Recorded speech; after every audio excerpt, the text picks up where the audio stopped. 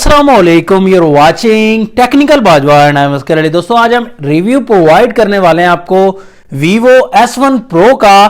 तो यहां पर कंप्लीट आप वीडियो को देखेंगे तो आपको मुकम्मल पता चल जाएगा कि Vivo S1 Pro आपको बाय करना चाहिए या नहीं। फोन 44,000 रुपीज में आता है, तो आपके लिए फोन बेहतर है या नहीं, ये सब कुछ इस वीडियो में बताने वाले हैं। तो चैनल अगर आपने नहीं किया सब्सक्राइब तो देर किस बात की है, सब्सक्राइब कर दीजिए, बेल आइकन को जरूर प्रेस कर दीजिए ताकि लेटेस्ट वीडियोस की नोटिफिकेशंस जल्दी से मिलती रहेंगी। So let's start.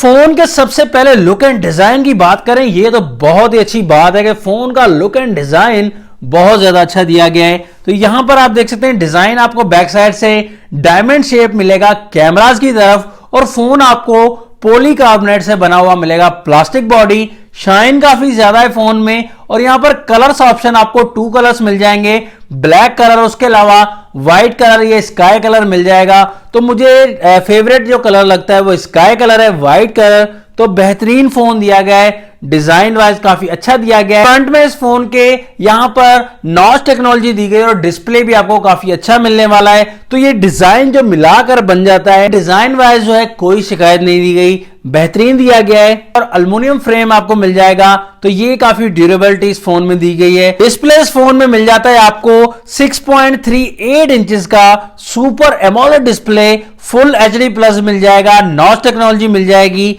और 83.4% स्क्रीन टू बॉडी रेशियो मिलेगा।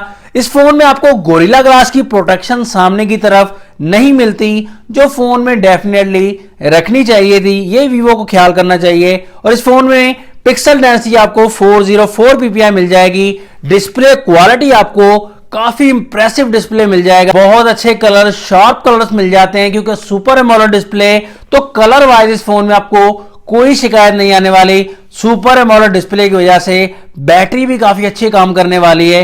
बैटरी इस फोन में 4500 mAh की मिलेगी, डिस्प्ले में कोई शिकायत नहीं है। इसके साथ साथ बैटरी में भी बहुत अच्छा परफॉर्म करेगा ये फोन। स्पीकर क्वालिटी इस फोन की नॉर्मल दी गई है, बेस ज्यादा नहीं रखा गया। सॉफ्टवेयर आपको एंड्रॉइड 9.0 पाई के साथ मिलता है और वीवो का अपना ऑपरेटिंग सिस्टम दिया गया है, फन टच 9.2 वर्जन। थिकनेस इस फोन में मिल जाती है आपको 8.7 mm की। थिकनेस काफी ज्यादा है, लेकिन डिजाइन कुछ ऐसा मैनेज किया गया है कि थिकनेस आपको ज्यादा नहीं लगेगी, स्मार्ट लगेगा आपको फोन काफी ज्यादा। इस फोन में वेट आपको लाइट मिलता है, काफी हल्का वेट मिलेगा, 186 ग्राम। और इस फोन में आपको चार्जिंग पोर्ट टाइप सी वाली मिल जाती है और साथ में फास्ट चार्जिंग का भी ऑप्शन मिल जाता है। 18 वाट की फास्ट चार्जिंग दी गई है, तो ये फोन आपको 2 से सवा 2 घंटे में आसानी से चार्ज हो जाएगा। फोन में आपको हाइब्रिड सिम स्लॉट का ऑप्शन मिल जाता है, एक ही वक्त में ड्यूअल सिम या एक सिम कार्ड,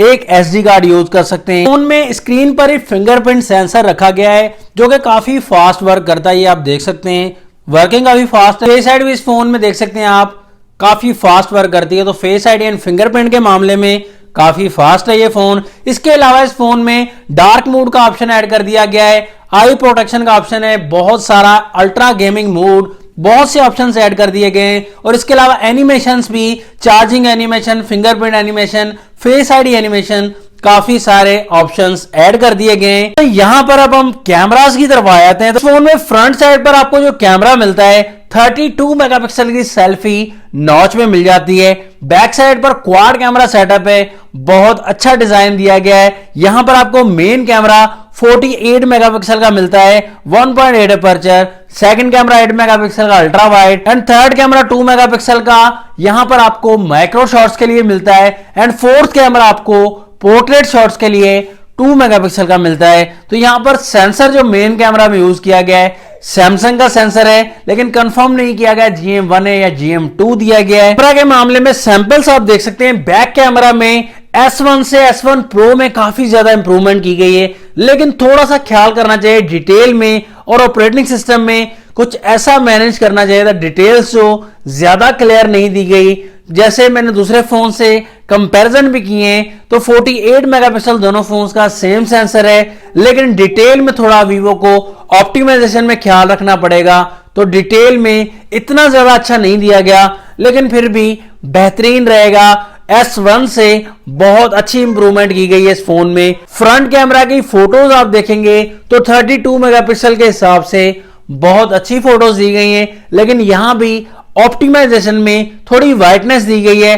थोड़ा ऑप्टिमाइज अच्छे से करता है वीवो तो और ज्यादा क्लियरेंस बेहतर हो सकती थी। वीडियोस के लिहाज से आप देख सकते हैं यहां पर 1080p में रिकॉर्डिंग कर सकते हैं, तो वीडियोस में कलर वाइज काफी अच्छी मैनेजमेंट की गई। यहां पर ऑटो फोकस भी वीडियो में बहुत अच्छा दिया गया है। इस फोन में स्लो मोशन का भी ऑप्शन दिया गया है, लेकिन एचडी में स्लो मोशन रिकॉर्ड नहीं कर सकते, तो यहां पर नाम का ही स्लो मोशन है, इतना खास नहीं दिया गया। फोन में ताकत जो दी गई है, मेन चीज होती है प्रोसेसर, तो वो दिया गया है स्नैपड्रैगन का 665 11 नैनोमीटर वाला। तो परफॉर्मेंस वाइज फोन काफी बेहतरीन दिया गया है। तो आप पबजी खेलें, एसफॉल्ट 9 खेलें, कोई भी हाई गेम खेलेंगे तो आपको प्रॉब्लम नहीं होने वाली, क्योंकि इस फोन में 8GB की रैम दी गई है एंड 128GB की इंटरनल स्टोरेज दी गई है।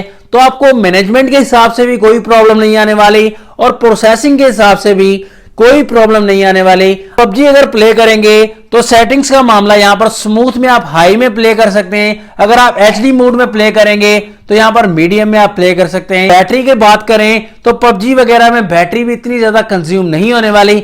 अलग से भी आपको वीडियो मिल जाएगी पबजी में, तो वो भी आप देख सकते हैं। तो इतना ज्यादा बैटरी के हिसाब से भी बैटरी को इतना ज्यादा खर्च नहीं करने वाला, क्योंकि सुपर एमोलेड डिस्प्ले दिया गया है। तो सुपर एमोलेड डिस्प्ले हमेशा बैटरी कम ही खर्च करता है दोस्तों। फुल एंड फाइनल जो रिकमेंडेशन है इस फोन के बारे में, 2 इश्यूज इस फोन में मुझे नजर आए। सबसे पहला, इस फोन का जो प्राइस का इशू है, बहुत ज्यादा प्राइस दी गई है, 44,000 रुपीज। डिस्काउंट आपको डेफिनेटली मिलेगा, लेकिन अगर 40,000 प्राइस रखते हैं तो डिस्काउंट करके ये फोन 35 से 36,000 में मिलेगा, तब ये फोन हॉट सेलिंग पर जा सकता है। और इसी वजह से ये फोन ज्यादा प्राइस की वजह से ज्यादा सेल आउट नहीं हो सका। दूसरे नंबर पर इसमें प्रॉब्लम जो नजर आई, बैक कैमरा के मामले में ज्यादा इंप्रूवमेंट नहीं की गई, क्योंकि ऑप्टिमाइजेशन में थोड़ा सा मसला दिया गया है। ऑप्टिमाइजेशन पर वीवो को थोड़ा सा और ध्यान देना चाहिए, ताकि फ्रंट कैमरा में भी और बैक कैमरा में भी ज्यादा इंप्रूवमेंट आ सके। एक कंपनी 16 मेगापिक्सल कैमरा है, तो वहां पर ऑप्टिमाइजेशन अच्छी दी गई है,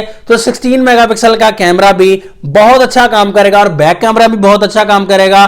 कंपैरिजन भी वीवो S1 Pro के साथ काफी ज्यादा डाले तो A9 के साथ भी कंपैरिजन देखेंगे तो वो भी 48 मेगापिक्सल का कैमरा है, लेकिन डिटेल A9 की ज्यादा अच्छी दी गई है वीवो S1 Pro के मुकाबले में। तो इन बातों का कुछ ख्याल करना चाहिए वीवो वालों को। परफॉर्मेंस के लिहाज से ये फोन अच्छा है, डिजाइन वाइज काफी इंप्रूवमेंट की गई है, तो इसके अलावा कुछ और ज्यादा इंप्रूवमेंट नहीं की गई, तो इस हिसाब से प्राइस को कम करना चाहिए। तो ये थी मेरी रिकमेंडेशन। आपकी क्या रिकमेंडेशन है इस फोन के बारे में, कमेंट सेक्शन में जरूर बता दीजिएगा। नेक्स्ट वीडियो के लिए चाहता हूं मैं आपसे इजाजत, और जरूर कमेंट्स में बताइएगा कि आपको इस फोन में क्या अच्छा लगा और क्या नहीं अच्छा लगा। तो अल्लाह हाफिज, पाकिस्तान जिंदाबाद।